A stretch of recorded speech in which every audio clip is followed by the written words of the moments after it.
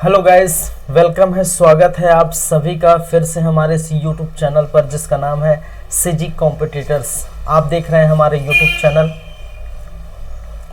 Subject start हो चुका है केमिस्ट्री का, और केमिस्ट्री के इस भाग में, इस पार्ट में हम देखने वाले हैं मैटर की बात करने वाले हैं, पदार्थ की बात करने वाले हैं।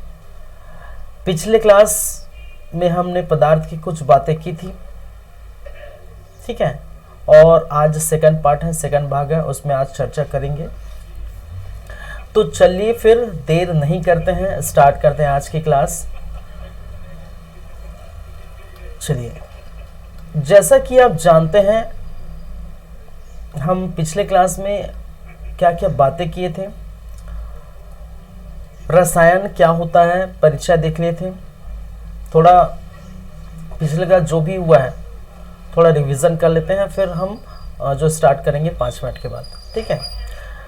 तो रसायन क्या होता है, मैंने बताया था कि रसायन शब्द की उत्पत्ति मिस्र से हुई थी, और ये विज्ञान की एक शाखा है। जो रसायन है, केमिस्ट्री विज्ञान की शाखा है। जैसे विज्ञान की शाखा आपकी क्या है, बायोलॉजी है, जीव विज्ञान है, उसी प्रकार फिजिक्स है, केमिस्ट्री है। तो ये सभी क्या है, विज्ञान की शाखा है, एक ब्रांच है।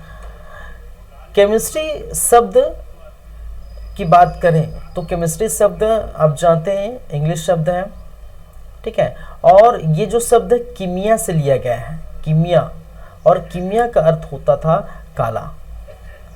फिर मैंने कहा कि पदार्थ का अध्ययन रसायन कहलाता है।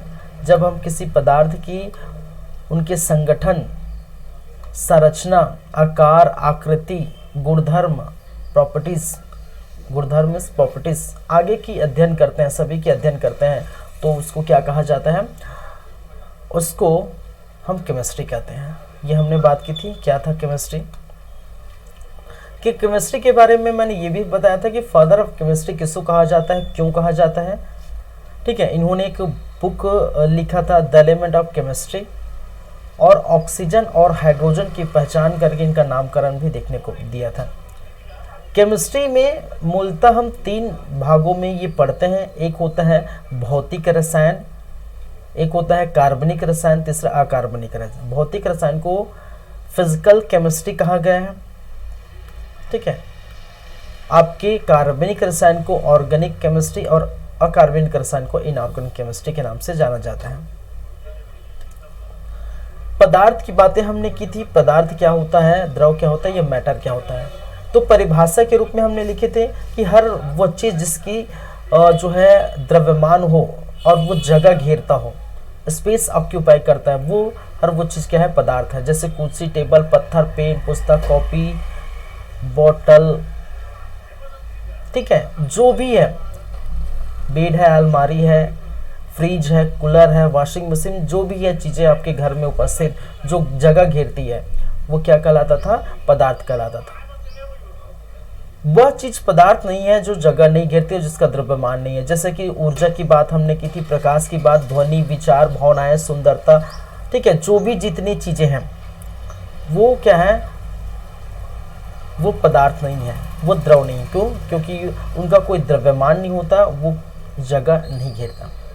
पदार्थ की विशेषताओं के भी बारे में हमने चर्चा की थी कि पदार्थ या द्रव का निर्माण सूक्ष्म कणों से होता है।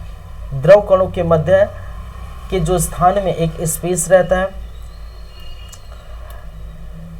ये निरंतर गतिशील रहते हैं, और जब इनको और अत्यधिक ताप देते हैं तो इनमें गतिज ऊर्जा उत्पन्न होती है, जिसके कारण से ये क्या होता है, निरंतर और ज्यादा गतिशील हो जाते हैं। द्रव कणों के मध्य आकर्षण बल होता है, जहां पर अंतर आणविक बल हम देखे थे, इंटरमॉलिक्यूलर बल, ठीक है, फोर्स।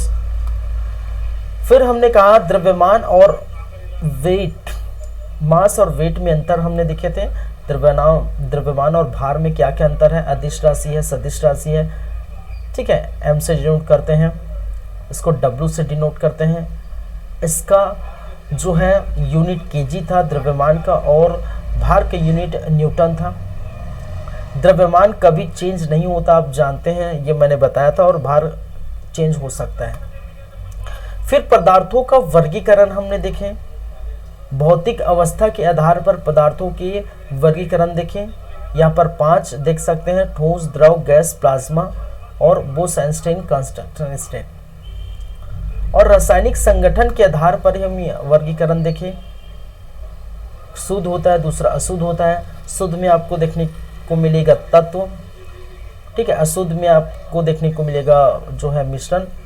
एक यौगिक भी आपको शुद्ध में देखने को मिलेगा।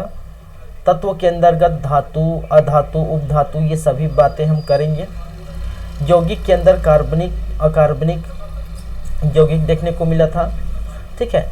मिश्रण के अंदर समांगी मिश्रण, विषमांगी मिश्रण। समांगी मिश्रण में विलयन, विषमांगी मिश्रण में कलील या लिंदंबन, ये क्या है, ठीक है।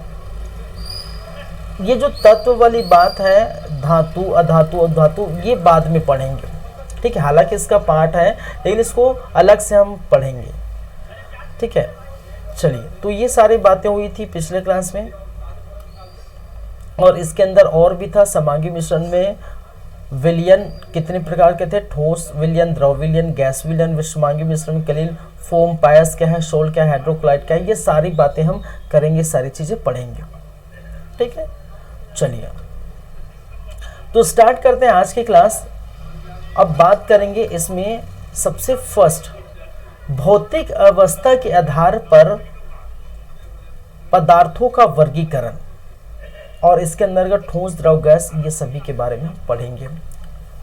चलिए, तो देर नहीं करते हैं, क्लास को स्टार्ट करते हैं आज की क्लास।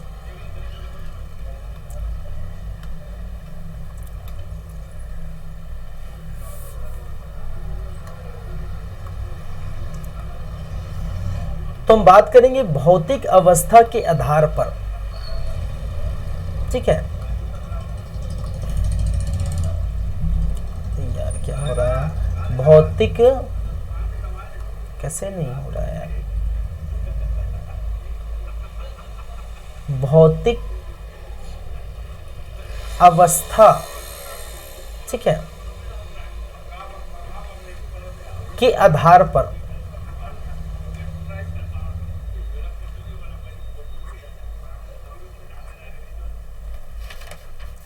पदार्थों का वर्गीकरण, पदार्थों का वर्गीकरण, भौतिक अवस्था के आधार पर पदार्थों का वर्गीकरण।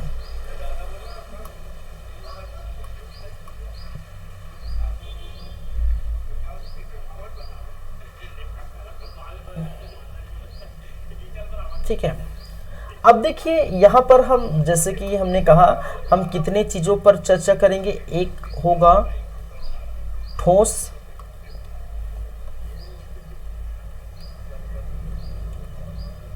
या जिसे सॉलिड कहा गया है, या जिसे क्या कहा जाता है भाई साहब, सॉलिड। एक होता है द्रव, या जिसे लिक्विड कहा जाता है। तीसरा होता है गैस,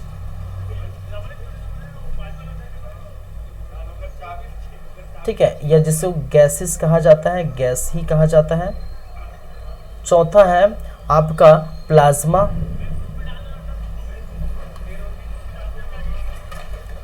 क्या है, प्लाज्मा, और इसको प्लाज्मा ही कहा जाता है इंग्लिश में। और पांचवा है जिसे कहते हैं BCE, ठीक है, BEC, बोस-आइंस्टाइन कंडक्शन। तो ये सारी चीजें हैं, हम पढ़ेंगे। चलिए, तो एक एक करके हम बात कर रहे थे। सबसे फर्स्ट हम ठोस पर चलेंगे। किस पर चलेंगे? ठोस पर चलेंगे। लेकिन उसके पहले हम तो थोड़ा अणुओं की बात कर लेते हैं। देखिए, अणुओं के मध्य क्या पाया जाता है? एक बल पाया जाता है। अगर किसी अणु की हम बात करें, कोई भी अणु है, समझिए कोई भी अणु है, और ये छोटे छोटे नगण्य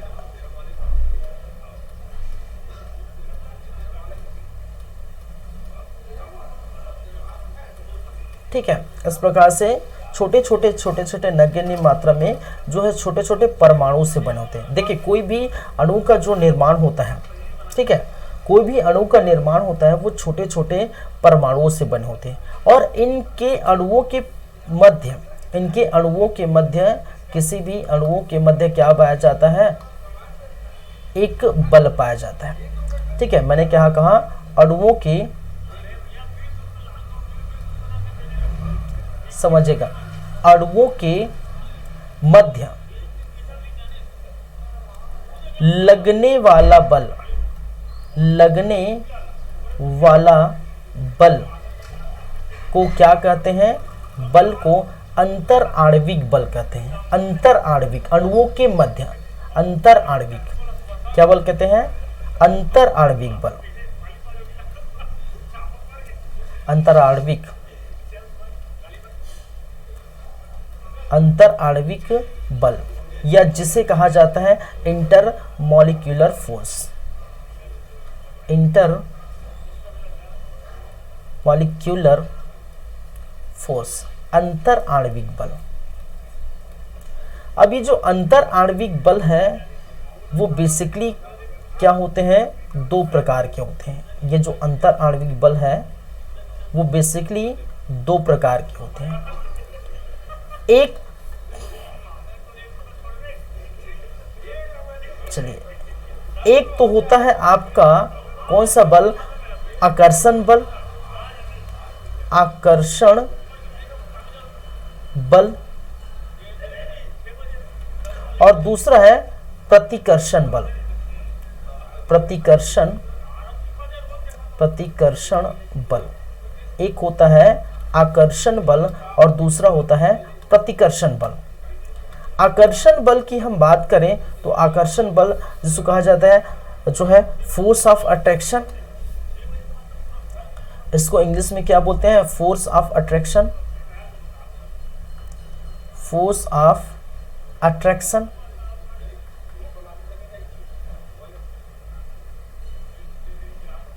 और इसको बोलते हैं फोर्स ऑफ रिपल्सन, प्रतिकर्षण, force of repulsion.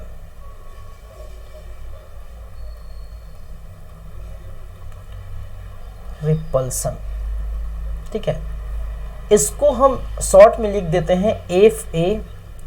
F A कहने का मतलब आप समझ सकते हैं आकर्षण बल, और एफ आर कहने का मतलब है रिपल्शन बल। देखिए आकर्षण बल कहने का मतलब है कि अगर दो अणु है, यदि दो अणु है, दो अणुओं के मध्य, मैंने क्या कहा, दो अणु के मध्य अगर इस प्रकार से बल लग रहा है, दोनों तरफ इस तरफ बल लग रहा है, ठीक है, तो इस चीज को हम करते हैं फोर्स ऑफ अट्रैक्शन, इसको एफ ए से डिनोट करते हैं। और किन्हीं दो अणुओं के मध्य विपरीत दिशाओं में बल लग रहा है, ठीक है, किन्हीं दो जो अणुओं के मध्य विपरीत दिशाओं में बल लग रहा है तो उसको फोर्स ऑफ रिपल्सन कहते हैं, प्रतिकर्षण बल। तो ये समझते हैं आकर्षण मतलब आकर्षित करना, प्रतिकर्षण मतलब प्रतिकर्षित करना, बाहर फेंकना, ठीक है। तो दोनों जब पास पास होंगे तो उसको आकर्षण बोलेंगे, दोनों अगर दूर जा रहे हैं इसका मतलब क्या बोलेंगे, प्रतिकर्षण बल, ठीक है। तो जो ठोस होते हैं, द्रव होते हैं, गैस होते हैं, उनमें भी वही चीज देखने को मिलता है, किसी में आकर्षण बल अत्यधिक होगा, किसी में आकर्षण बल कम होगा, ठीक है। चलिए तो एक एक करके हम बात करते हैं, सबसे पहले ठोस में, ठीक है।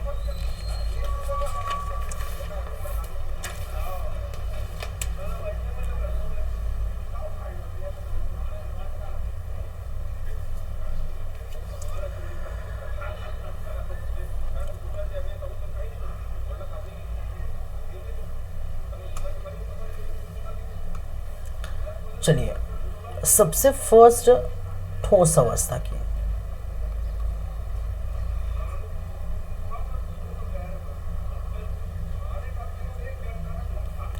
इसमें क्या क्या चीजें हैं। पहली बातें, इसकी पहली बातें ये कि ठोस का, ठीक है, आकर्षण बल बहुत अधिक होता है, क्योंकि इनकी जो है बोल सकते हैं इनका घनत्व बहुत ज्यादा होता है। ठीक है, अगर ठोस की बात करें, अगर हम ठोस की बात करें तो ठोसों में इसका अणु, इस अणु में जो इसके मॉलिक्यूल है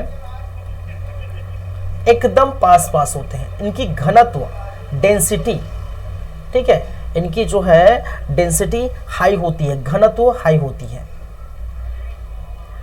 ठोसों में। ठीक है, अगर बात करें तो इनकी डेंसिटी हाई होती है, घनत्व अधिक होता है।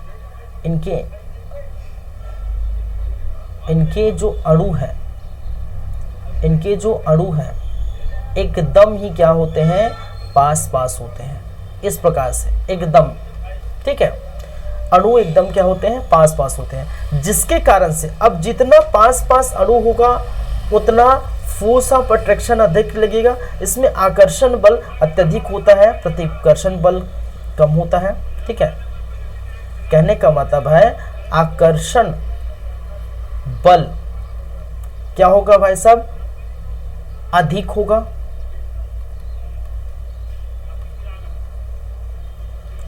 प्रतिकर्षण बल कम होगा। प्रतिकर्षण बल क्या होता है, कम होता है, जिसके कारण से इसको हम क्या लिख सकते हैं, फोर्स ऑफ अट्रैक्शन बहुत ही ज्यादा हाई होता है फोर्स ऑफ रिपल्सन से। इसको हम इस प्रकार से डिनोट कर सकते हैं, लिख सकते हैं, फोर्स ऑफ अट्रैक्शन बहुत ही ज्यादा हाई होता है फोर्स ऑफ रिपल्सन से। तो आकर्षण बल अधिक होगा, क्योंकि यहां पर मैंने कहा दूसरे नंबर का, यहां पर डेंसिटी अधिक होती है। ठीक है, ठोस में घनत्व अधिक होती है।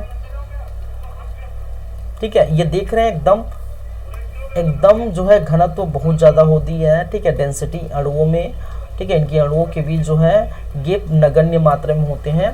ठीक है, डेंसिटी बहुत अधिक होती है। जब डेंसिटी अधिक होगी तो जाहिर सी बात है, ठीक है, इनकी आकार और आकृति एकदम क्या है, निश्चित होती है। आकार, आकृति और इनका जो आकार एवं आयतन निश्चित होती है। कैसे, ठोस की कोई भी वस्तु आप ले लीजिए। ठीक है, ये बोतल है मेरा, ये ठोस है। ठीक है, ये ठोस है, ये पेन है, ये ठोस है। ठीक है, तो इसके आकार और जो है इसका आयतन बोल सकते हैं एकदम फिक्स रहता है। जिस स्थान में हम रखेंगे हर जगह वही स्थान वो घेरेगा, उतना ही जगह। ठीक है, अगर किसी भी चीज को ले सकते हैं, पेन को ले सकते हैं, तो जितना स्थान ये जहां पर घेरेगा उतना स्थान हर जगह घेरेगा। ठीक है, जिस तरह स्थान मैं यहाँ पर जो रख के घेरा रहा हूँ उतना स्थान वो हर जगह घेरेगा ठोस में। ठीक है, चाहे वो कुर्सी हो, ठीक है, जैसे कुर्सी की बात करें तो कुर्सी उतना ही जगह घेरेगा, हर जगह, प्रत्येक जगह कहीं भी रख लो। टेबल उतना ही जगह घेरेगा जितना उनका जो है, ठीक है, जितना उनका आकार है। एक छोटा कुर्सी है, बड़ा कुर्सी है। ठीक है, तो ये जो आकार है और आकृति एकदम निश्चित होती है, फिक्स होती है ठोस की। हालांकि उसको गर्म करके, पिघला करके उसको जो है आकार में चेंज किया जाता है, वो अलग बात है। ठीक है, लेकिन अगर मूल अवस्था में अगर ठोस है तो उनकी आकार और आकृति निश्चित होती है। और ठोस की जब भी बात आएगी तो उनमें घनत्व अधिक होगा। और घनत्व क्यों अधिक होगा, क्योंकि इनमें पाया जाने वाला, इनके अणुओं में पाया जाने वाला, ठीक है, इनके अणुओं में पाया जाने वाला जो आकर्षण बल है ये बहुत अधिक होगा, क्योंकि अणु एकदम पास पास होते, एकदम सटे होते हैं इनके अणुओं। ठीक है, चलिए, साथ ही साथ इसका गलनांक और क्वथनांक, इसका गलनांक एवं क्वथनांक, मेल्टिंग एवं बॉइलिंग, ठीक है, गलनांक और क्वथनांक अधिक होता है, मेल्टिंग अधिक होता है। ये क्या है ये हम समझेंगे, ठीक है, ये क्या है इसके बाद हम समझेंगे, इसके बाद ही ये चीज आएगा जब हम बात करेंगे द्रव की अवस्थाओं में कैसे चेंज होता है। जैसे ठोस की बात करें, ठोस जब द्रव में बदलता है, द्रव जब गैस में बदलता है, फिर पुनः गैस जब द्रव में बदलता है, फिर पुनः जब द्रव ठोस में बदलता है, फिर पुनः जब गैस ठोस में बदलता है, तो जो स्थिति बनती है उस प्रोसेस को क्या क्या बोलते हैं उसके हम बात करेंगे, तब आपको समझ आएगा। ठीक है, जैसे अभी अगर बता दूं तो ठोस को अत्यधिक ताप दें तो एक समय आएगा जब वो द्रव में चेंज हो जाएगा, तो इस प्रोसेस को हम क्या कहते हैं, गलनांक कहते हैं। और वह बिंदु जहां पर क्या है, ठोस जो है द्रव में कन्वर्ट हो गया उसको गलनांक बिंदु कहते हैं, या जैसे मेल्टिंग पॉइंट कहते हैं या मेल्टिंग कहते हैं। मेल्टिंग मतलब गलनांक, और ये क्या होता है जब ठोस का द्रव में कन्वर्ट हो। ठीक है, क्वथनांक, ठीक है, क्वथनांक जब ये क्या हो भाई साहब, जब द्रव का गैस में कन्वर्ट हो जाता है तब इसको क्या कहते हैं, क्वथनांक कहते हैं। तो इसका जो क्वथनांक है और इसका गलनांक है, किसी ठोस का इसको अगर, ठीक है, इसको गैस किसी ठोस को हम अगर द्रव में तब्दील करना चाहे तो आसानी से हो जाएगा, बहुत जल्दी हो जाएगा, और द्रव को फिर गैस में परिवर्तित करना चाहे तो आसानी से हो जाएगा। तो ये इनका क्वथनांक और गलनांक क्या होता है, अत्यधिक होता है, ये याद रखिए। अभी बात करेंगे इस पर आएंगे, बस इतना लिख लीजिए आप, ठोस में क्वथनांक गलनांक अत्यधिक मात्रा में पाई जाती है। ठीक है, चलिए, डेंसिटी अधिक होती है, आकर्षण बल अधिक होता है, प्रतिकर्षण बल कम होता है, ठोस में घनत्व अधिक होती है। ठीक है,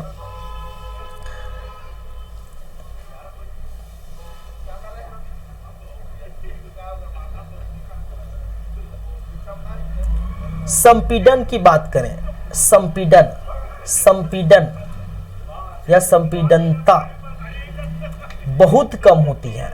ठीक है, नगण्य, बहुत कम, नगण्य, बहुत कम, नगण्य कहने का मतलब है, देखिए संपीड़न किसका हो सकता है, बहुत ज्यादा संपीड़न होता है गैस का। ठीक है, संपीड़न की बात करें, संपीड़न का मतलब क्या है, संपीड़न कहने का मतलब है कि अगर उसकी आकार आकृति को हम आसानी से चेंज कर सकते हैं। ठीक है, आकार आकृति को आसानी से हम प्रेस कर सकते हैं, कम कर सकते हैं। ठीक है, कंप्रेशन जिसे कहते हैं, जैसे आप समझ करते हैं ऑडियो कंप्रेशन, वीडियो कंप्रेशन करते हैं, तो ऑडियो कंप्रेशन, वीडियो कंप्रेशन करने से क्या होता है भाई, उससे क्या होता है, उससे आपकी जो MB है, उस जितनी भी मान के चले 500 MB का आपका कोई वीडियो है या ऑडियो है, उसको कंप्रेस करिए, उसको कंप्रेशन पर ले जाइए, एप्स वगैरह आता है, ठीक है, कंप्रेशन एप्स, उसको कंप्रेस करिए, तो वो जो वीडियो है वो शॉर्ट में बन जाएगा। ठीक है, वो वीडियो है वो क्या कर, उसका कंप्रेशन करेंगे तो वो क्या है, अगर 500 MB पहले ऑक्यूपाई कर रहा था तो वो 200-300 MB ऑक्यूपाई करेगा, तो वो क्या हो गया, संपीड़ित हो गया।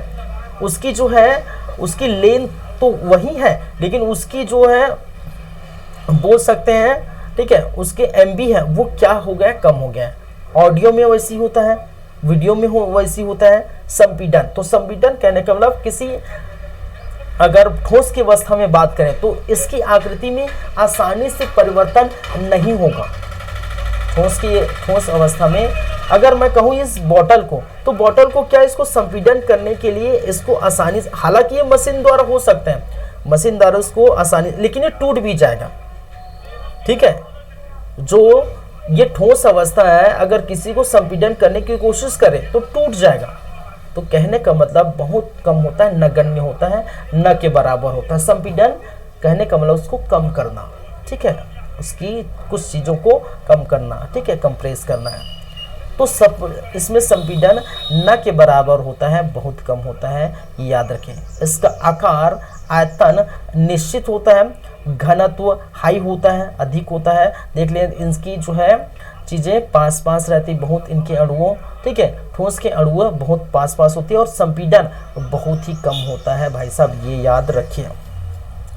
ठीक है, चलिए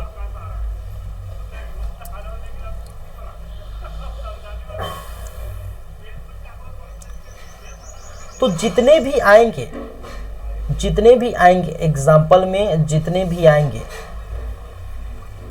जैसे मैंने क्या कहा, जो भी कुर्सी है, ठीक है, टेबल है, लोहा है, ठीक है, बेंच है, आपके घर के रखे सामान है, जो भी कूलर है, ठीक है, वॉशिंग मशीन है, जितने भी आपके घर रखे सामान है, जो भी आप देख सकते हैं, उस चीज की बात करें तो वो सारी चीजों में आदि, ठीक है, सारी ठोस चीजों में, ठीक है, ये चीजें देखने को मिलती हैं। तो ठोस के बारे में हम पढ़ लिए, ठीक है, आकर्षण बल अधिक होता है, प्रतिकर्षण बल कम होता है, ठोस में घनत्व अधिक होती है, आकार और आकृति निश्चित होती है, गलनांक और क्वथनांक अधिक होता है, संपीड़न बहुत कम होती है। ये इनकी प्रॉपर्टीज है ठोस की। अब बात करते हैं द्रव। दूसरे नंबर पर बात करें तो दूसरे नंबर क्या है, द्रव, या जिसे कहते हैं लिक्विड।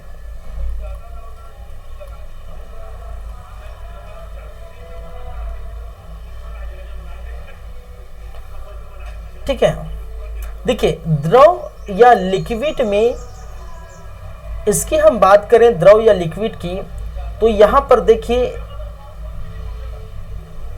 ये मैंने बनाया है, ठीक है, ये द्रव के लिए है।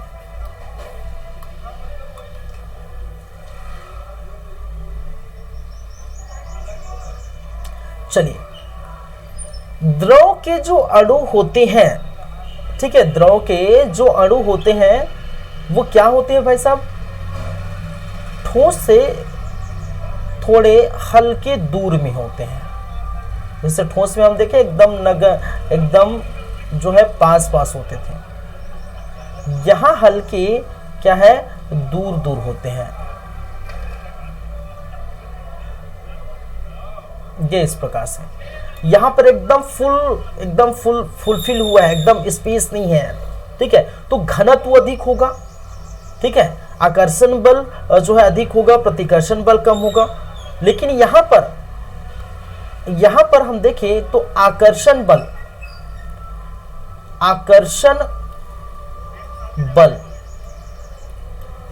ठीक है,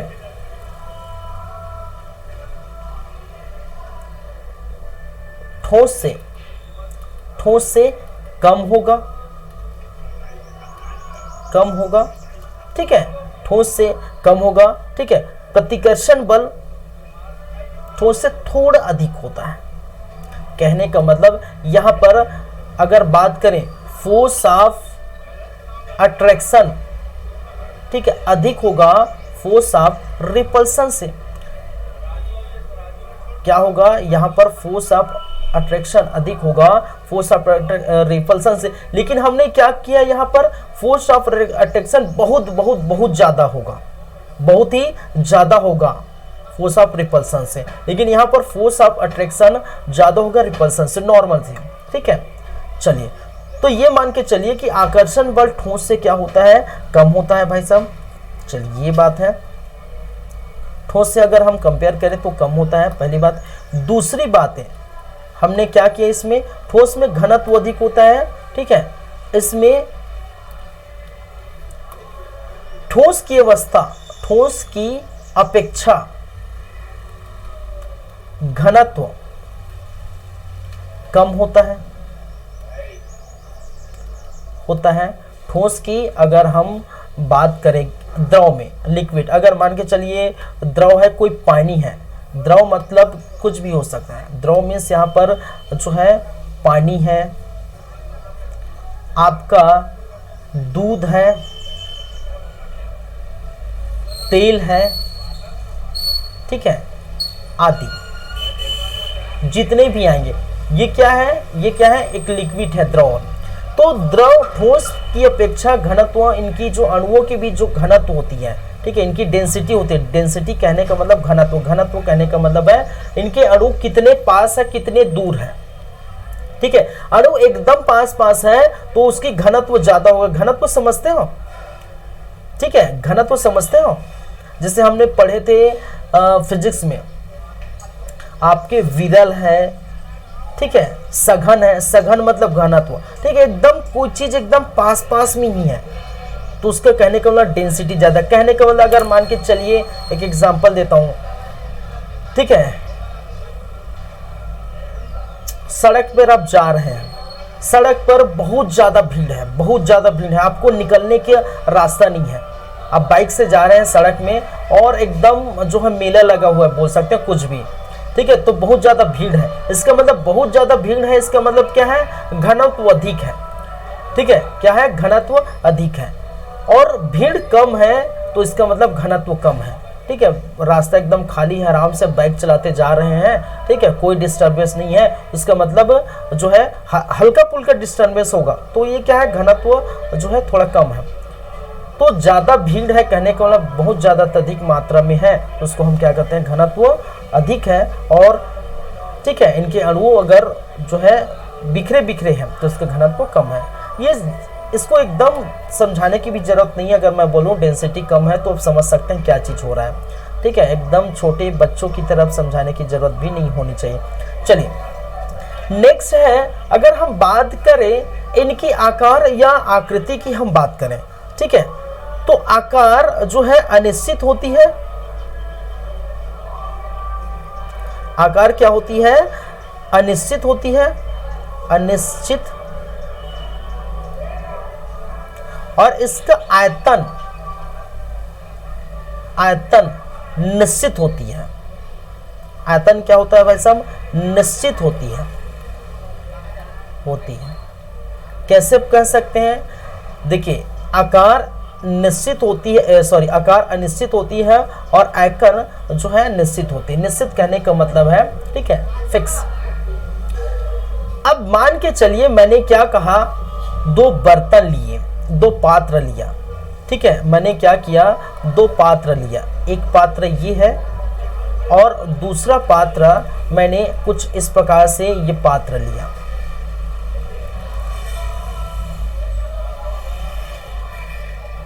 ठीक है, मैंने क्या किया, ये दो पात्र लिए,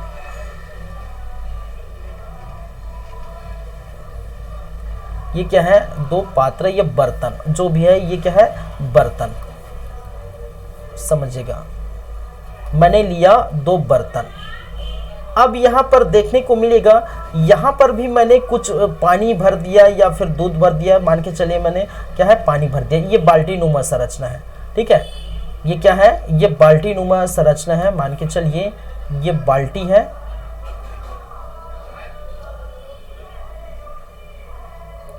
ठीक है, बाल्टी नुमा संरचना है,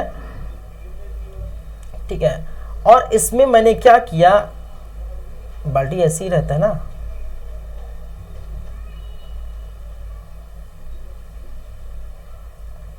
चलिए इसमें मैंने क्या किया, कुछ पानी भर दिया, इसमें भी एक कटोरी नुमा संरचना है, क्या है, कटोरी नुमा जो है संरचना है, इसमें भी मैंने क्या किया, पानी फुलफिल कर दिया।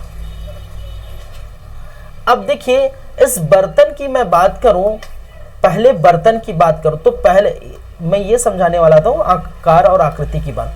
देखिए यहां पर आयतन निश्चित होगा, आयतन समझते हैं जितना वो जगह घेरेगा, ठीक है, जितना वो जगह घेर रहा है उतना ही जगह घेरेगा आपको। अगर मान के चलिए आयतन की बात करूं, अगर मैं 100 ml पानी लेता हूं तो 100 ml पानी यहां पर भी है, वहां पर भी है, ठीक है, 100 ml पानी की बात करूं तो 100 ml पानी यहां पर भी उतना ही है, 100 ml पानी उतना भी है, ठीक है, उसकी आयतन जो है फिक्स है, लेकिन उसकी आकार अलग अलग हो जाती है। अलग अलग कैसे, अगर एक बाल्टी में उसको जो रखूं तो आकार इसका बढ़ जाएगा, कटोरे में रखो तो आकार जो है घट जाएगा, ठीक है, ये चेंज हो जाते हैं, डिपेंड करते हैं इसके पात्र पर, इसके बर्तन पर। आकार किस पर डिपेंड करता है, डिपेंड किस पर करता है, ये डिपेंड किस पर करता है, जो है इसके पात्र पर, इसके बर्तन पर, कि कैसा बर्तन आप यूज कर रहे हैं, ठीक है, छोटा वाला कर रहे हैं, बड़ा वाला कर रहे हैं, लेकिन आयतन इसकी निश्चित होती है, आयतन एकदम फिक्स होता है, ठीक है। द्रव जिस पात्र में होता है वो अपना आकार ले लेता है। ठीक है, मैंने क्या कहा, द्रव जिस पात्र में होता है, जिस पात्र में होता है वह अपना आकार क्रिएट कर लेता है, ले लेता है या क्रिएट कर लेता है। ठीक है, तो ये बातें हैं।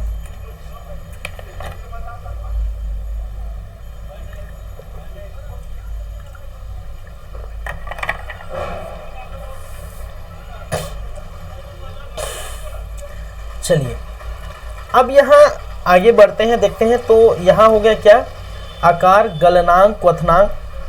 देखिए गलनांक क्वथनांक ठोस से कम होता है,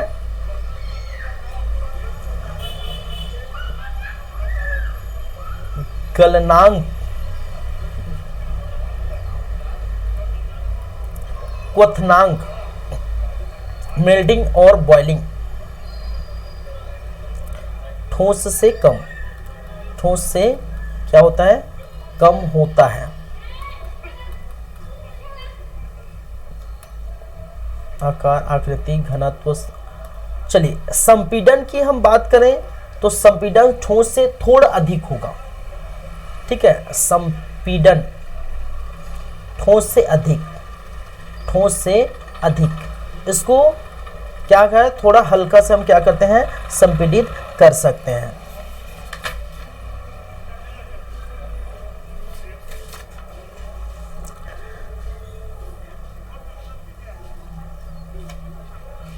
ये हो गया, तो ये द्रव के बारे में हो गया। चलिए नेक्स्ट हम बात करते हैं।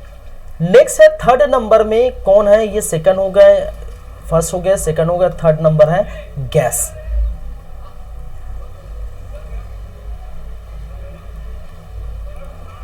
गैस या जिसे इंग्लिश में भी क्या कहा जाता है, गैस कहा जाता है।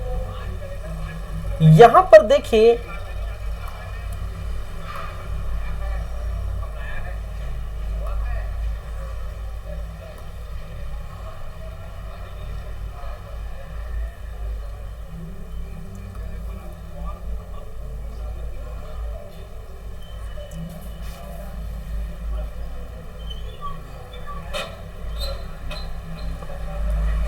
गैस के जो अणु होते हैं, गैस में जो अणु होते हैं एकदम ही क्या होते हैं भाई साहब, दूर दूर होते हैं।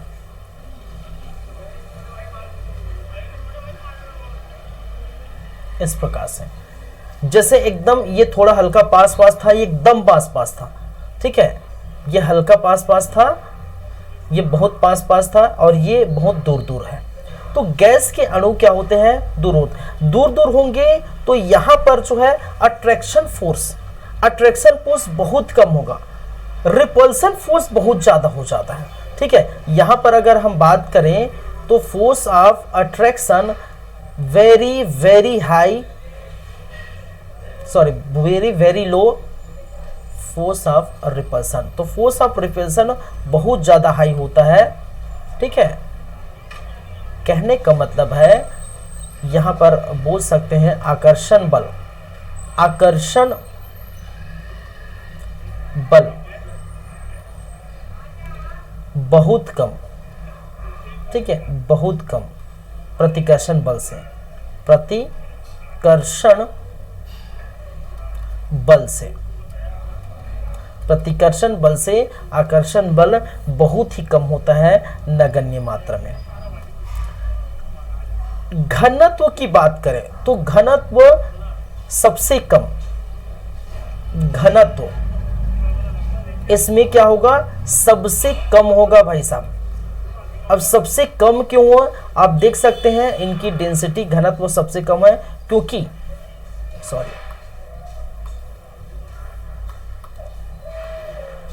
क्योंकि यहां पर घनत्व की बात आती है तो देखिए यहां पर इनकी अणुओं के बीच स्थान बहुत ज्यादा गैप है। कहने का मतलब इनके अणु बहुत जो है दूर दूर में है। लेकिन यहाँ पर घनत्व, यहाँ पर हमने बात की तो इनकी जो डेंसिटी है, ठीक है, तो ये थोड़ा पास पास थे, ये बहुत पास पास थे, तो डेंसिटी बहुत अधिक मात्रा में थी, अत्यधिक मात्रा में थी। ठीक है, जब डेंसिटी अधिक मात्रा में है तो घनत्व अधिक होगी। तो उसी प्रकार यहाँ पर भी देख सकते हैं घनत्व सबसे कम है कहाँ पर, ठोस में। जब घनत्व कम है, अब देखिए गैस का आप समझते हैं गैस का कोई आकार आकृति होगा। ठीक है, आकार आकृति और इसका आयतन, इसके आकार और आयतन निश्चित नहीं होती।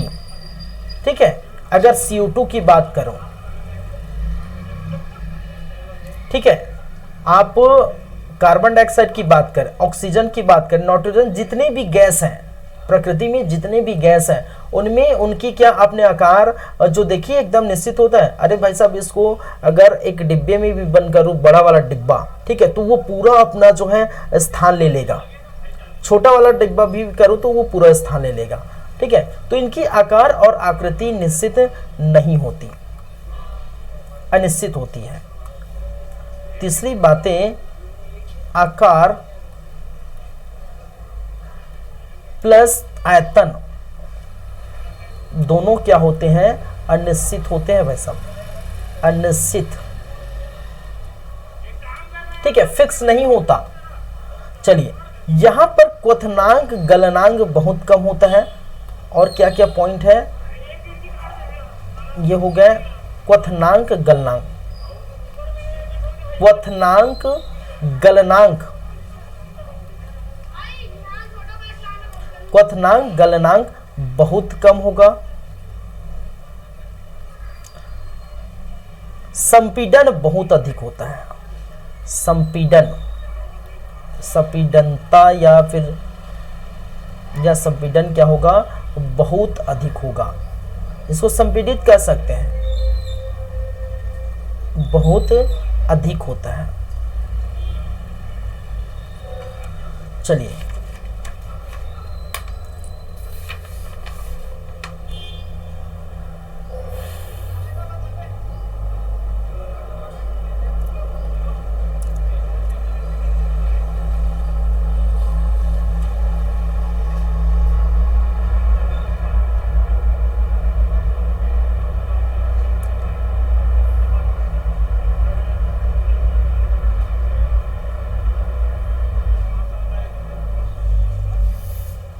चलिए, तो कोई भी गैस हो सकता है भाई साहब, कार्बन डाइऑक्साइड हो सकता है, ऑक्सीजन हो सकता है, ठीक है, कार्बन जो है मोनोऑक्साइड हो सकता है, नाइट्रोजन हो सकता है।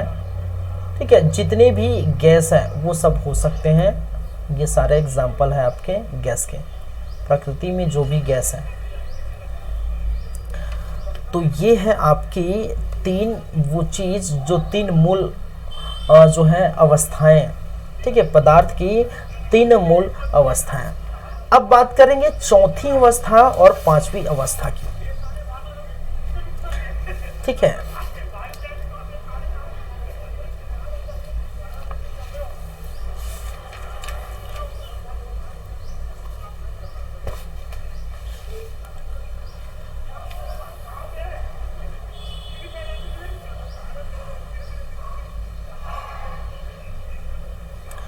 चलिए, प्लाज्मा अवस्था चौथा है, प्लाज्मा।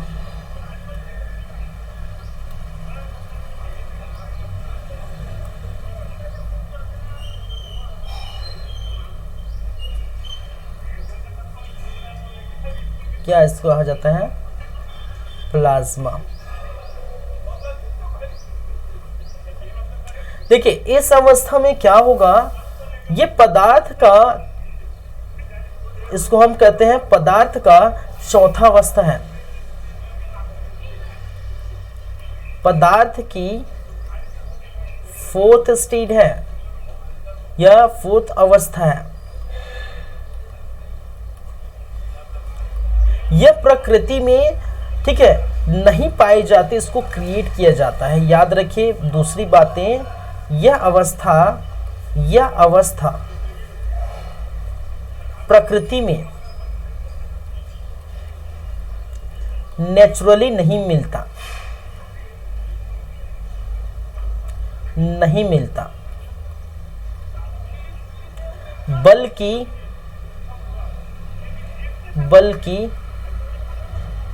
इस अवस्था को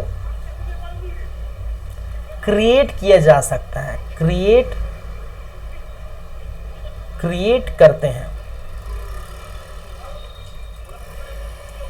मैंने कहा, मैं फिर से दोहरा देता हूं, जो प्लाज्मा अवस्था है, ठीक है, पदार्थ की जो चौथी अवस्था है प्लाज्मा अवस्था, इस प्लाज्मा अवस्था को, ठीक है, हम क्रिएट कर सकते हैं। ये चौथी अवस्था और प्रकृति में नेचुरल रूप से नहीं पाया जाता, ठीक है। आप ठोस जानते हैं, द्रव जानते हैं, गैस जानते हैं, अपने 10th में पढ़े होंगे, 9th में पढ़े होंगे, 8th में भी पढ़े होंगे, ठीक है। हर वो क्लास में पदार्थ की तीन अवस्था, ठोस द्रव गैस, ठोस द्रव गैस, हर जगह लगभग पढ़े होंगे, ठीक है।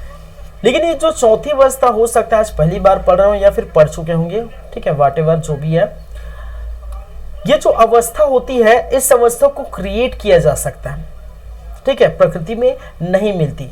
जैसे कि अगर हम एग्जाम्पल की बात करें, ठीक है, हाँ, एक चीज और, तीसरी चीज और कि इसमें, ठीक है, इसमें जो प्लस होते हैं और जो माइनस होते हैं वो बराबर होते हैं, ठीक है।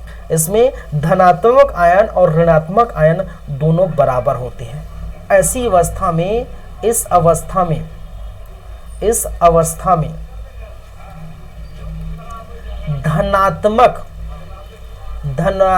आयन एवं धनात्मक आयन कहने का मतलब है, ठीक है, प्लस एवं ऋणात्मक आयन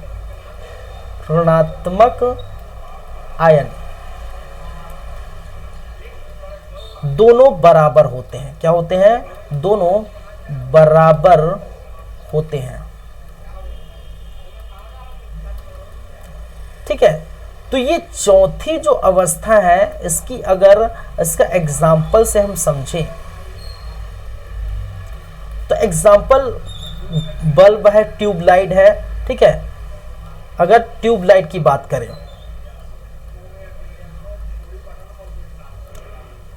जब ट्यूबलाइट बनाई जाती है, ठीक है, ट्यूबलाइट की बात करें तो इस प्रकार से आप देखते हैं,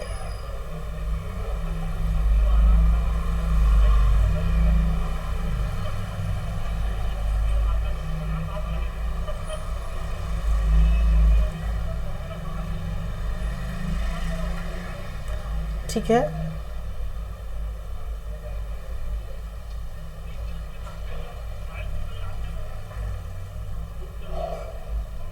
चलिए,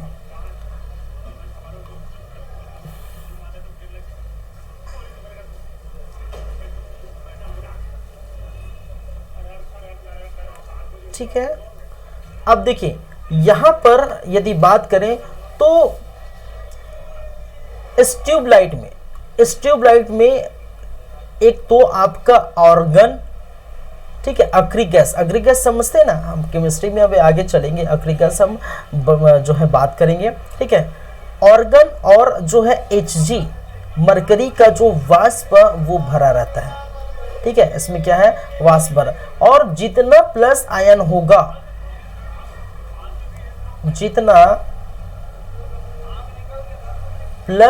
होगा उतना माइनस आयन भी आपको नजर आएगी। ये हालांकि मैं छोटा बना दिया हूं, उतना माइनस आयन नजर आएगी। तो एक तरफ इलेक्ट्रॉन का फ्लो होगा तो दूसरी तरफ उसका करंट का फ्लो होगा। अगर, ठीक है, अगर इस तरफ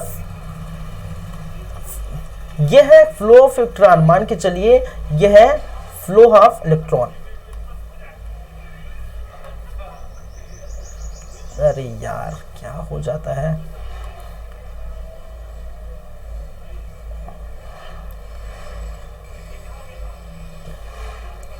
फ्लो ऑफ इलेक्ट्रॉन, ठीक है। अगर इलेक्ट्रॉन की बात करें तो इलेक्ट्रॉन का फ्लो इस तरफ से होगा, तो फ्लो ऑफ जो है फ्लो ऑफ करेंट, जिस करेंट को हम किससे डिनोट करते हैं, आई से डिनोट करते हैं, ठीक है। एम्पियर। चलिए इलेक्ट्रिक करंट जो फ्लो होता है, ठीक है, उसको हम आई बोलते हैं, सी भी बोल सकते हैं। चलिए, फ्लो ऑफ करंट क्या है? करंट। और फ्लो ऑफ इलेक्ट्रॉन। अब देखते हैं जब ये दोनों प्लस और माइनस अगर मिल जाएंगे, याद रखिए, तो कभी कभी स्पार्क नहीं होता, ठीक है, स्पार्क होता है तो इसी कारण होता है, ठीक है। तो ये जो कुछ कुछ चीजें हैं, जैसे प्लाज्मा जो चौथी अवस्था क्रिएट की जा सकती है, बनाई जाती है प्रकृति में, जो है नेचुरली नहीं मिलते, बनाई जाती है। जैसे मैंने कहा ट्यूबलाइट है, बल्ब है और बहुत सारी चीजें हैं, ठीक है, वो प्लाज्मा अवस्था के अंतर्गत देखने को मिलती है।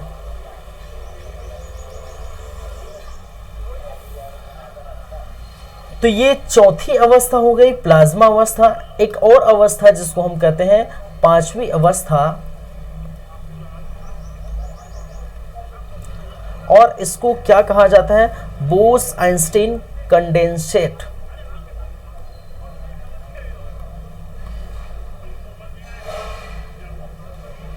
बोस-आइंस्टीन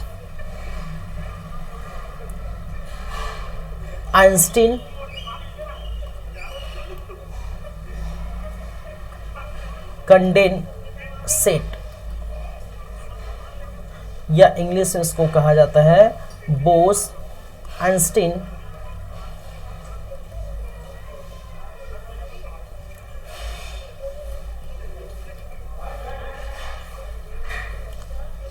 कंडेंसेट, ठीक है। तो यहां पर आप देखें BEC, इसको हम क्या बोलते हैं? BEC। अब देखिए ये क्या है, होता है भाई साहब, जो बोस-आइंस्टीन कंडेंसेट, ये क्या हुआ था? ये पांचवा स्टेज है। और देखिए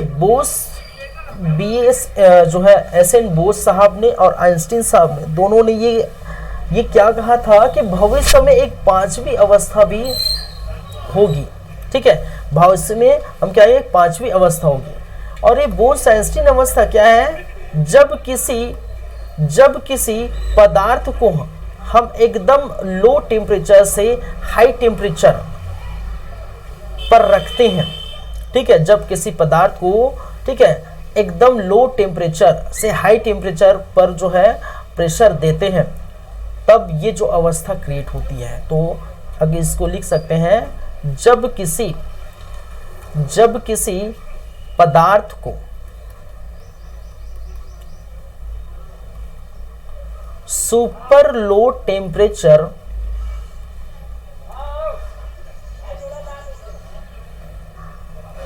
एंड सुपर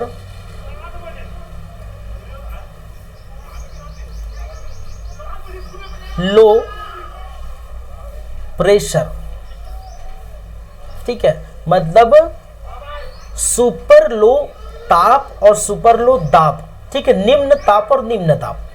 कहने का मतलब है, ये पूरे का मतलब है निम्न ताप, ये हिंदी में लिख दिया, ठीक है, मैं निम्न ताप एवं निम्न दाब, ठीक है। जब किसी पदार्थ को निम्न ताप और निम्न दाब में रखते हैं, तब वह, ठीक है, किस अवस्था में चेंज हो जाती है? ठीक है, तब वह BEC, ठीक है, तो पांचवी अवस्था BEC अवस्था में आ जाती है, अवस्था में आ जाती है। जैसे कि आप देखते हैं एग्जाम्पल, ठीक है, सुपर कंडक्टर, अति चालक, सुपर, इसको हिंदी में लिख देता हूं, अति चालक। क्या है? अति चालक। अरे यार, जैसे मैं यहां लिख देता हूं अति चालक। इसके बारे में और यदि बात करें, बोस-आइंस्टीन कंडेंसेट के बारे में। ठीक है, तो ये पांचवी अवस्था है, पांचवी अवस्था है। ठीक है, कहा जाता है कि 1920 में, 1920 में, ठीक है, सत्येंद्र नाथ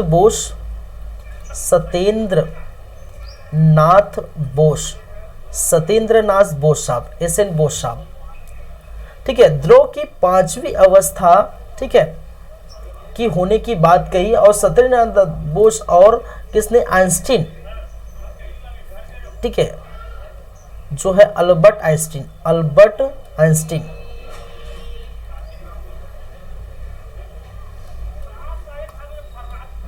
ठीक है, अल्बर्ट आइंस्टीन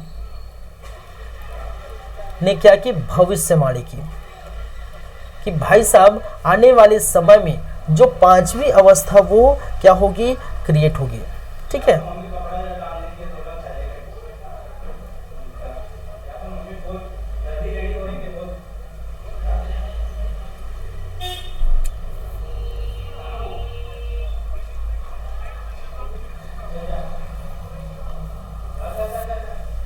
चलिए ये चीजें याद रखें। एक चीज और है यहाँ पर, क्या कहा गया है कि 2001 में, ठीक है, इन्हीं आइंस्टीन और सत्येंद्र नाथ बोस के सिद्धांत के चलते तीन जो है वैज्ञानिक थे। एक है एरिल, नाम याद रखिए, एरिक ए कॉर्नेल, एरिक एन कॉर्नेक। एक है आपका वुल्फगैंग केटरले और कार्ल ई वीमैन।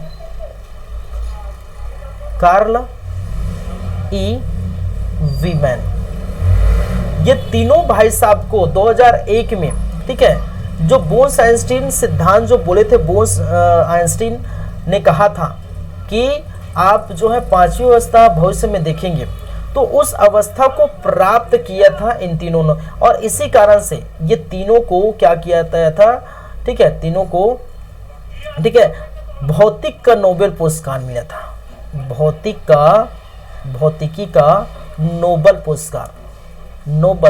पुरस्कार दिया था। ठीक है, चलिए मैं एक बार फिर रिपीट करता हूं, मैंने क्या कहा, बोस-आइंस्टीन कंडेंसेट ये क्या है, एक पांचवी अवस्था है। और सत्येंद्र नाथ बोस और अल्बर्ट आइंस्टीन ने क्या कहा था, 1920 में ये भविष्यवाणी की थी कि आने वाले समय में ये पांचवी अवस्था होगी। और उन्होंने क्या किया था कि जिसमें गैस को लगभग परम शून्य ताप 0 के या माइनस जो है 273 जो है कैलोरी तक इसको एकदम ठंडा करे।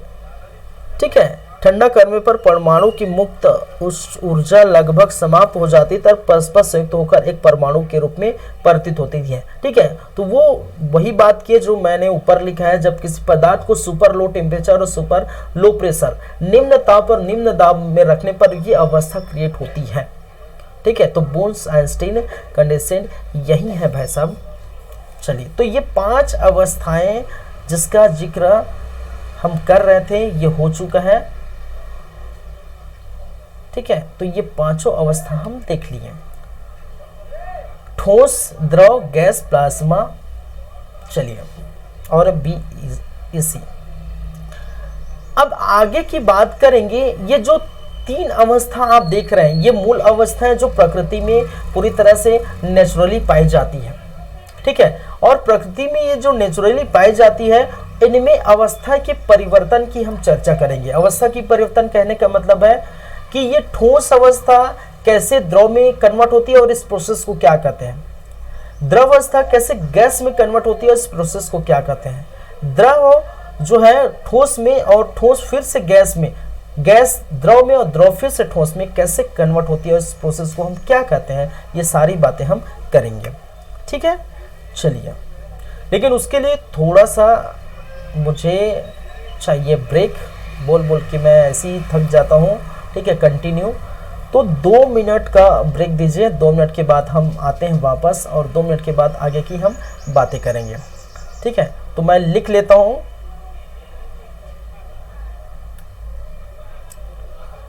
चलिए, अवस्थाओं में परिवर्तन, ठीक है, पदार्थ की अवस्थाओं में परिवर्तन किस प्रकार से होता है वो हम देखेंगे।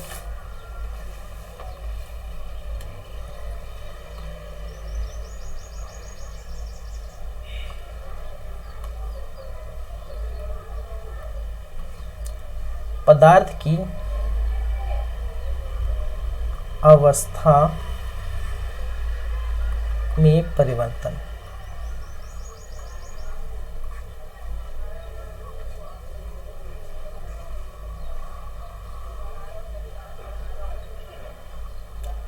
Change in state in matter, ठीक है, पदार्थ की अवस्था में परिवर्तन, तो ये हम देखेंगे, ठीक है। तो लेकिन मैंने कहा क्या कहा, 2 मिनट का ब्रेक है, उसके बाद हम आगे बढ़ते हैं। तब तक आप कुछ चीज़ को आप देखते रहिए, ठीक है, थोड़ा ये चीज़ समझिए जो भी है। चलिए,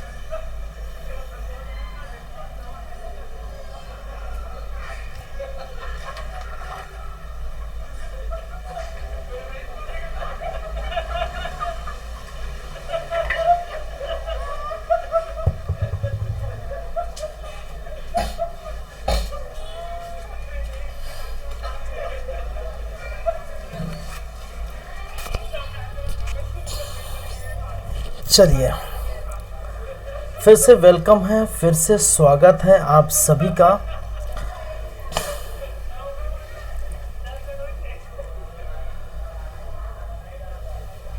चलिए, आप देख रहे हैं हमारे YouTube चैनल सीजी कॉम्पिटिटर्स। बातें करते हैं आगे की। अब भाई साहब आगे क्या बातें हैं, इसको थोड़ा मैं डिलीट कर, एक मिनट। अरे यार,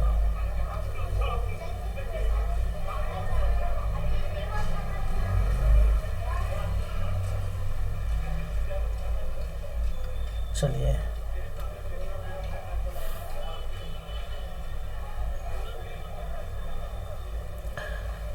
वो सनस्क्रीन कंडीशन देख लें। अब बात कर रहे हैं हम पदार्थ की अवस्था में परिवर्तन। अब पदार्थ की अवस्था में कैसे परिवर्तन आपको देखने को मिलेगा, जैसे कि मैंने क्या कहा, ये है आपका ठोस। यहां पर मैंने क्या कर दिया, बना दिया ठोस।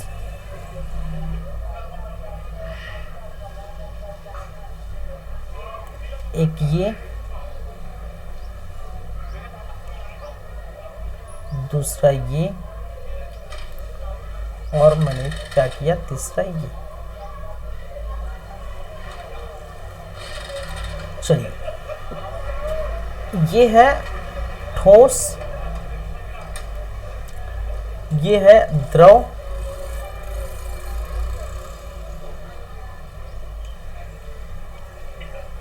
और ये है गैस। तो पदार्थ की जो है नेचुरली पाए जाने वाली अवस्था कितनी होती है भाई साहब, वो 3 होती है, ठोस, द्रव और गैस।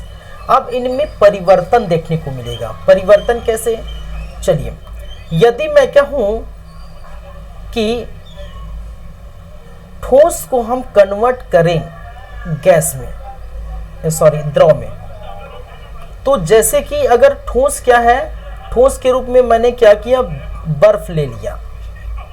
आसान होता है ये सारी चीजें।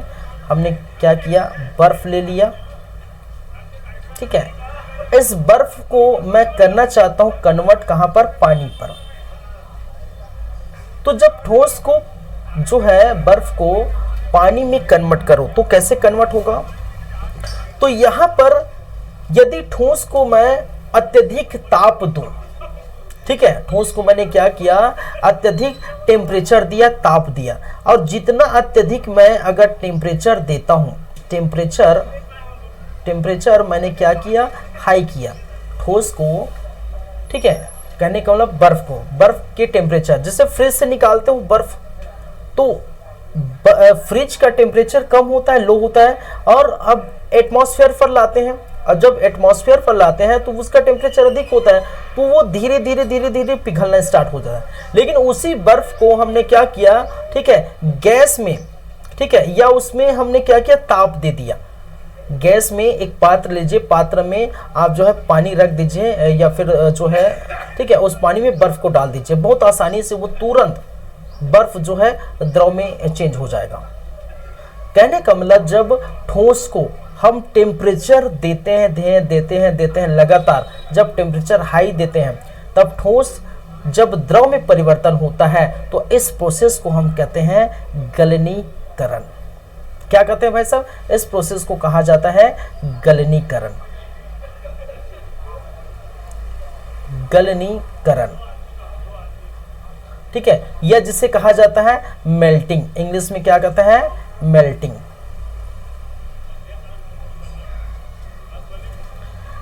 और जिस पॉइंट पर, समझे एक चीज और, आप लिखना चाहे तो लिख सकते हैं, क्योंकि इतनी सारी चीजें मैं लिख नहीं पाऊंगा, लिखूंगा तो फिर निकल जाएगा टाइम, ठीक है। जिस पॉइंट पर ठोस द्रव में कन्वर्ट हो जाता है वह पॉइंट क्या कहलाता है, मेल्टिंग पॉइंट कहलाता है।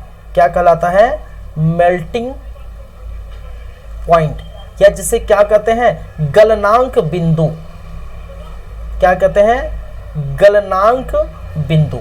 वह बिंदु जिस पर ठोस जो है द्रव में परिवर्तन हो जाता है, ठीक है, उस पॉइंट को, उस बिंदु को हम क्या कहते हैं, गलनांक बिंदु कहते हैं, या मेल्टिंग पॉइंट कहते हैं, ठीक है। तो ठोस का द्रव में परिवर्तन होना क्या कहलाता है, मेल्टिंग कहलाता है। चलिए, अब क्या करते हैं हम, वापस फिर चलते हैं, द्रव में कन्वर्ट हो गया, पानी हो गया।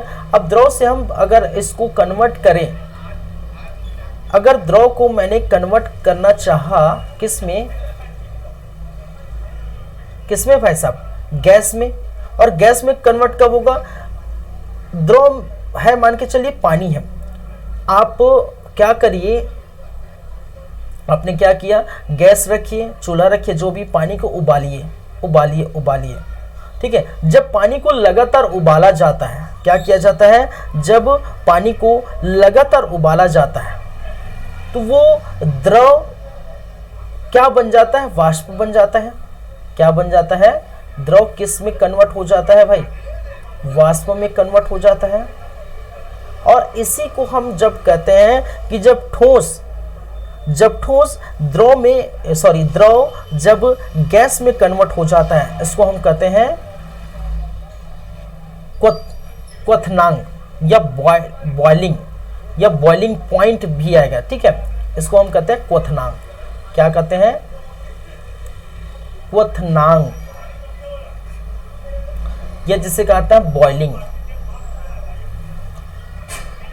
एक होता है बॉइलिंग पॉइंट या क्वथनांक बिंदु।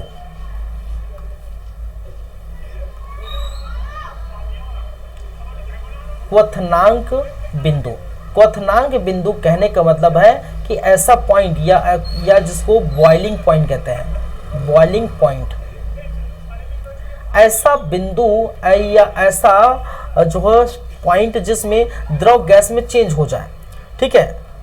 लेकिन ये प्रोसेस को हम क्वथनांक कहते हैं, लेकिन ऐसे बिंदु जहां पर द्रव गैस में चेंज हो जाता है, इसको हम कहते हैं बॉइलिंग पॉइंट, ऐसा पॉइंट, लेकिन इस प्रोसेस को हम क्वथनांक कहते हैं। बुक में एक चीज और लिखा है, क्वथनांक की जगह लिखा है वेपोराइजेशन। क्या लिखा है, वेपोराइजेशन, कहने का मतलब वाष्पीकरण, ठीक है। क्या है लिखा है, वाष्पीकरण लिखा है। तो आप ये ध्यान दीजिए, दोनों में अंतर है भाई साहब।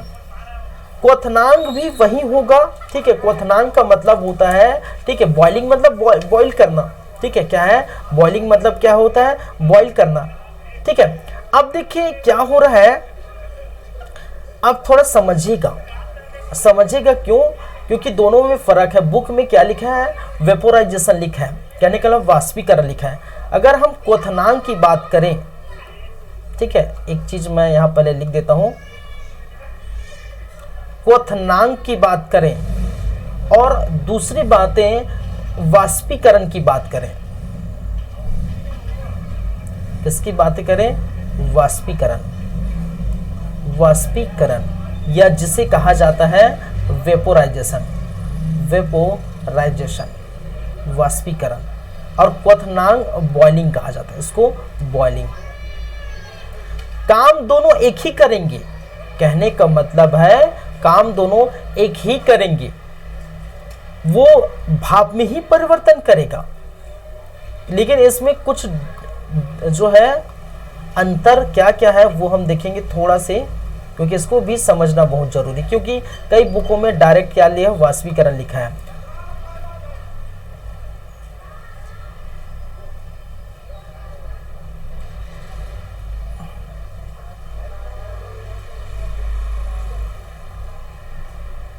चलिए, अगर हम क्वथनांक की बात करें तो याद रखिए, जो क्वथनांक होगा, अरे यार,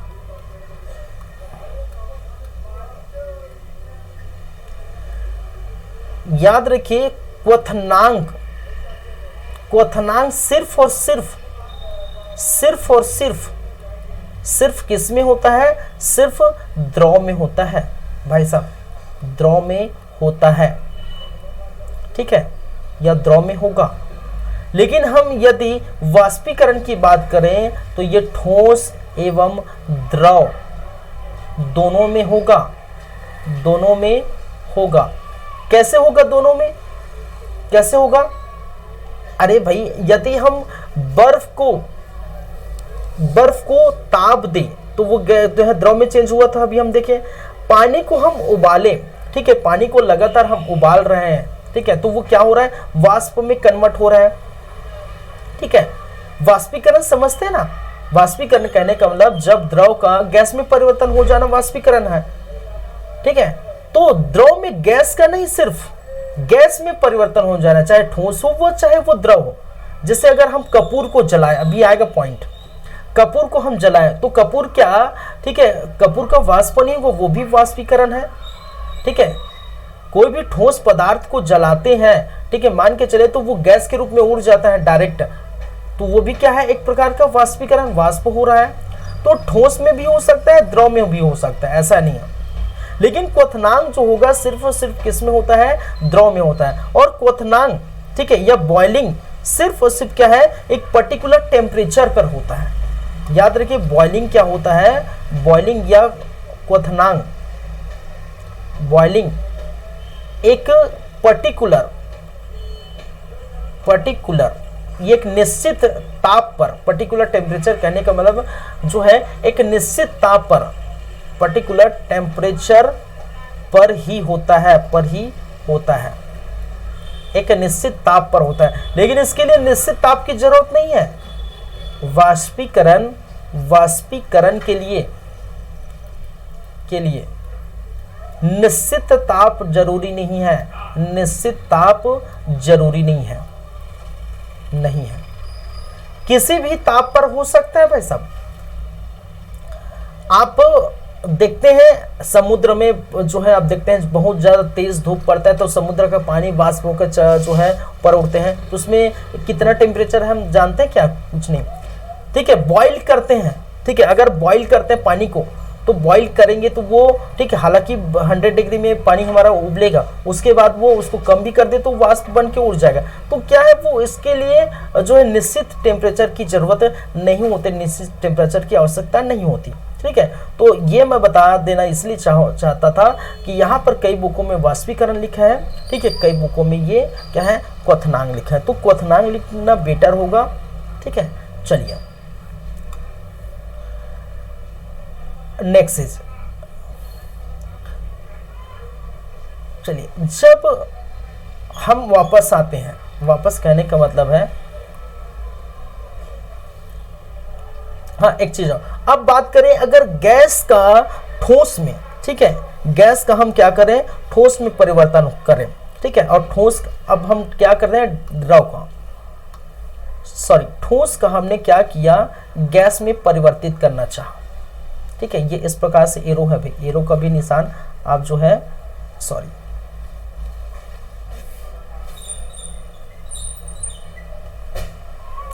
एरो का निशान भी आप देखिए किस तरफ जा रहा है, ये इस तरफ है ना, ये एरो। ठीक है, हमने क्या किया, ठोस का जब गैस में कन्वर्ट करना चाहेंगे तो ठोस को हम क्या करें, लगातार हम क्या करते हैं, उसको टेम्परेचर देते हैं। तो एक ऐसी स्थिति आती है कि वह द्रव में कन्वर्ट ना हो करके वो गैस में डायरेक्ट कन्वर्ट हो जाता है। कोई ऐसा पदार्थ आप देखे हैं जो क्या है, द्रव में कन्वर्ट ना हो करके वो डायरेक्ट गैस में कन्वर्ट हो जाता है जब किसी ठोस को टेम्परेचर देते हैं। यहाँ पर टेम्परेचर भी हाई है भाई साहब, यहाँ पर हमने क्या किया, टेम्परेचर हाई दिए। ठीक है, यहाँ पर क्या किए, यहाँ का भी टेम्परेचर क्या था, हाई था। जब टेम्परेचर हाई था तो हमने क्या किया, ये सब यहाँ पर भी टेम्परेचर हाई है। चलिए, तो ठोस को लगातार हम गर्म करते हैं, लगातार हम क्या करते हैं, टेम्परेचर देते हैं। तो टेम्परेचर अगर हाई करते हैं तो ये कुछ ऐसे पदार्थ है जो डायरेक्टली ठोस को गैस में कन्वर्ट करा देता है, और इस प्रोसेस को हम क्या कहते हैं, ऊर्ध्वपातन, या इसको क्या कहते हैं, ऊर्ध्वपातन, या जिसके सब्लिमेशन इसको कहा जाता है, सब्लिमेशन, ऊर्ध्वपातन। और ऐसे पदार्थ को ऊर्ध्वपातित पदार्थ कहा जाता है।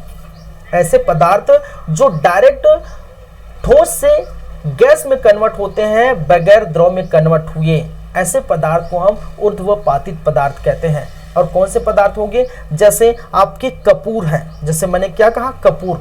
ठीक है, शुष्क बर्फ है, कपूर है, कपूर को आप जलाइए, ठीक है, कपूर को आप जलाएंगे, कपूर आता है आपने देखे होंगे, जो कपूर है उसको जलाइए, कपूर को जलाने के बाद वो क्या है, आप द्रव में नहीं पाएंगे उसको, वो डायरेक्ट वाष्प बन के उड़ जाएगी, ठीक है।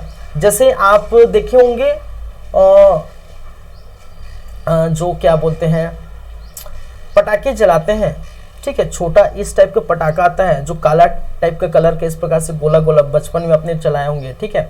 उसको जलाने के बाद वहां से धुआं उड़ता है और वो क्या है, ये खत्म हो जाता है और धुआं बढ़ के उड़ जाता है, ठीक है। आपने छोटा सा, ठीक है, खैर शायद इस अभी के समय शायद आ रहा है कि नहीं आ रहा है, लेकिन पहले ऐसा आता था, एक छोटा सा इस प्रकार से डिब्बी में होता था काले रंग का, ठीक है, इस प्रकार से लरी बनती थी, ठीक है, जो है, ठीक है, राउंड राउंड शेप में, तो उसको जलाएंगे के बाद वो क्या होता है, वो वाष्प बन के हो जाता है। तो आप कपूर को देखिए तो वो डायरेक्ट तो ठोस से वाष्प में क्या हो जाता है, कन्वर्ट हो जाता है, बगैर द्रव में कन्वर्ट हुई है, ठीक है। तो ऐसे पदार्थ को हम क्या कहते हैं, ऊर्ध्वपातन पदार्थ कहते हैं, और इस प्रोसेस को ऊर्ध्वपातन कहते हैं। चलिए, ठीक है, अब बात करते हैं उल्टा प्रोसेस आएंगे। उल्टा प्रोसेस कहने का मतलब हमने क्या किया था, ठीक है, ठोस को द्रव में कन्वर्ट किया था, द्रव को गैस में और फिर ठोस को गैस में। अब उल्टा आते हैं, उल्टा प्रोसेस करते हैं। हमने क्या किया, फिर हमने गैस को ठोस में कन्वर्ट किया, गैस से ठोस में कन्वर्ट करने की इस प्रोसेस को हम क्या कहते हैं भाई साहब, निक्षेपण। इस प्रोसेस को क्या कहते हैं, निक्षेपण। जब टेम्परेचर हाई करेंगे, प्रोसेस कहने का मतलब निक्षेपण, ठीक है, निक्षेपण, या जिसको क्या कहा जाता है, डिपोजिशन। ये कब होगा, जब गैस का टेम्परेचर लो करेंगे, गैस का टेम्परेचर बहुत लो करेंगे, तो लो करेंगे तब ये क्या होगा, ये निक्षेपण होगा, गैस जो है फिर से जो है ठोस में कन्वर्ट हो जाती है। चलिए, यदि हम बात करें कि गैस जो है फिर से कन्वर्ट हो जाए भाई साहब आपके द्रव में,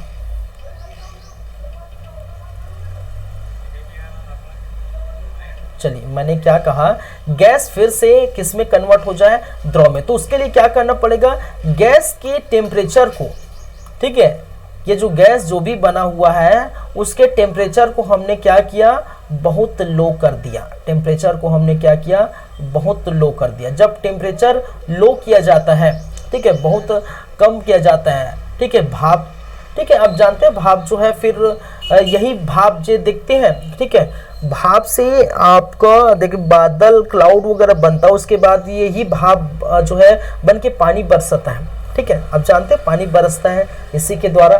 तो ऊपर जो बादल में भाप है, ऊपर जो बादल में क्लाउड जो बना हुआ है, जो बादल है क्लाउड है, ठीक है, वहाँ जो बादल छाया हुआ है वही क्या होता है, वाष्प बन के उड़ जाता है, फिर वापस, ठीक है, जब टेम्परेचर कम होता है, निम्न दाब होता है, तब बारिश इसी से होती है, ठीक है, यही क्या होता है, बारिश होती है। चलिए, ठीक है, तो ऐसी स्थिति आपको देखने को मिले। और ठीक है, जब गैस जो है द्रव में कन्वर्ट हो जाता है, ठीक है, गैस जो है किसमें, द्रव में कन्वर्ट हो जाता है, और इसको हम क्या कहते हैं, संघनन कहते हैं। इस प्रोसेस को क्या कहलाता है, संघनन। क्या कहते हैं भाई साहब, संघनन, जिसको क्या कहा जाता है, कंडेंसेशन,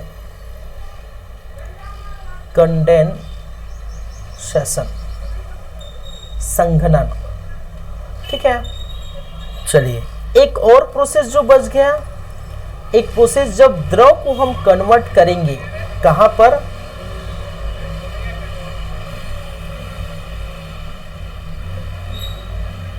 द्रव को कन्वर्ट करेंगे कहां पर, ठोस पर, और इसको हम कहते हैं जब टेम्परेचर कम किया जाता है। क्या किया जाता है, यहाँ का जो टेम्परेचर कम करते हैं भाई साहब, कहाँ का, ठीक है, इसका अगर टेम्परेचर कम करते हैं तो टेम्परेचर लो करेंगे, ठीक है, तो अब जब वो क्या होगा, द्रव जो है ठोस में कन्वर्ट हो जाएगा और इस प्रोसेस को कहते हैं हिमीकरण। क्या कहते हैं इसको, हिमीकरण, हिमीकरण या फ्रीजिंग, जिसको कहते हैं फ्रीजिंग। ठीक है, क्या है, फ्रीजिंग, जो फ्रीज हो जाता है, फ्रीजिंग मतलब जो फ्रीजिंग से ही आया फ्रिज, आप फ्रिज इस्तेमाल करते हैं। ठीक है, क्या है, फ्रिज इस्तेमाल करते हैं। तो फ्रिज इस्तेमाल करते हैं, आप जानते हैं कि फ्रिज में क्या होता है, पानी को लीजिए, ग्लास पानी या कटोरे के पानी, को भी पानी लीजिए पात्र में और डाल दीजिए फ्रिज में। ठीक है, और टेम्परेचर एकदम लो कर दीजिए। जब टेम्परेचर लो होगा तो ऑटोमेटिक बाद में कुछ समय बाद ये जो है पानी बर्फ में तब्दील हो जाएगा। ठीक है, इसी को हम कहते हैं हिमीकरण। ठीक है, या इसी को यही जिस पॉइंट पर वो जो है द्रव ठोस में कन्वर्ट हो जाता है उसको हिमांक बिंदु, एक और है जिसको कहा जाता है हिमांक बिंदु। ठीक है, क्या है, हिमीकरण में हिमांक बिंदु, क्या होता है, इसको हिमांक बिंदु कहते हैं। ठीक है, तो ये पदार्थ की क्या है भाई साहब, पदार्थ की अवस्थाएं हैं जो इस प्रकार से आपको देखने को मिलती है। चलिए, तो बेशक मुझे लगता है कि समझ में आया होगा।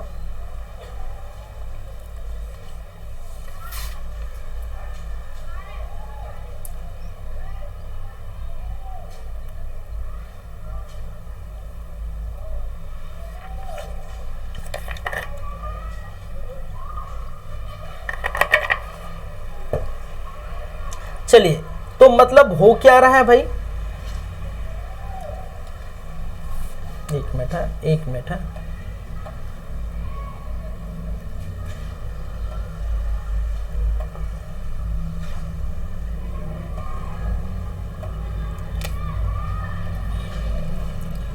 अवस्था में परिवर्तन कैसे हो रहा है, जब हमने क्या किया, कितनी स्थिति बन रही है, जब हमने ठोस से, ठीक है, ठोस से कन्वर्ट कराया किसको, द्रव में, तो उस प्रोसेस को हमने क्या कहा है, क्या नाम दिया है, उस प्रोसेस को हमने क्या कहा है, गलन, गलन या गलनीकरण, मेल्टिंग, मेल्टिंग। जब हमने, ठीक है, द्रव, ठोस से द्रव और द्रव से गैस, जब हमने द्रव से क्या कराया, गैस, द्रव से क्या किया, गैस, तो उसको कहते हैं क्या, क्वथनांक, उसको हमने क्या कहा, क्वथनांक। और मैंने क्या कहा, कहीं कहीं, ठीक है, क्वथनांक या बॉइलिंग, क्या है, बॉइलिंग, और कहीं कहीं क्या लिखा है भाई साहब, कहीं कहीं क्या है, वाष्पीकरण, वाष्पीकरण या वेपोराइजेशन, राइजेशन जो भी है, इधर आप लिख लीजिए, इसको मैं लिख लेता हूँ, वेपोराइजेशन, राइजेशन। ठीक है, जब हम ठोस से द्रव हो गए, ठीक है। चलिए, अब जब हमने क्या किया, द्रव से ठोस में परिवर्तन किया, उल्टा चलते हैं, गैस से हमने परिवर्तन किया किसमें, ठोस में। जब गैस से ठोस में परिवर्तन होता है तो उसको हमने क्या कहा, ऊर्ध्वपातन, निक्षेपण, क्या है, निक्षेपण, निक्षेपण। और जब हमने क्या किया, ठोस को गैस में कन्वर्ट किया तो उसको हमने क्या कहा भाई साहब, ऊर्ध्वपातन, ठीक है, ऊर्ध्वपातन, जिसे सब्लिमेशन कहा है, निक्षेपण को हमने क्या कहा है, डिपोजिशन, डिपोजिशन। चलिए, जब हम द्रव को ठोस में कन्वर्ट किया, द्रव को क्या किया, ठोस में कन्वर्ट किया, तब हम उसे क्या कहते भाई साहब, फ्रीजिंग। क्या कहते हैं उसको, फ्रीजिंग, जमना या इसको फ्रीजिंग।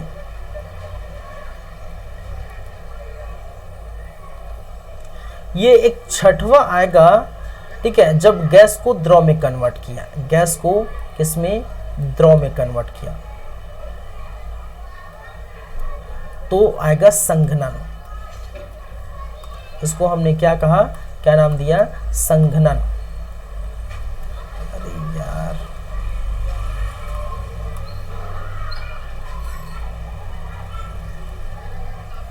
संघनन,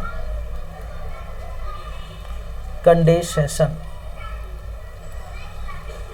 तो ये छह चीजें, छह जो है कंडीशन बनेगी, ठीक है, 3 का डबल 6, 3 × 2, ठीक है, 6 बनेगा ही।